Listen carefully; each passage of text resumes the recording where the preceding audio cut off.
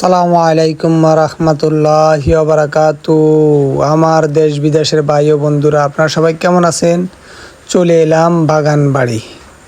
এই যে দেখেন, সুন্দর একটি বাগান বাড়ি। এটা ব্রাহ্মণবাড়িয়া ডিস্ট্রিক্টের মধ্যে পড়ে এই বাগান বাড়িটি। এই যে দেখেন, আমি আপনাদেরকে ঘুরে ঘুরে দেখাচ্ছি। অতি অল্প জায়গার ভিতরে খুবই সুন্দর একটি আরাম আয়েশের মনোরম পরিবেশের একটা জায়গা। সবাই এখানে একটু আরাম আয়েশ করতে আসে, একটু নিরিবিলি কিছু চা কফি খায়, কিছু খাওয়া দাওয়া করে, এর মধ্যে একটু সময় কাটায়, একটু ভালো সময় উপভোগ করে।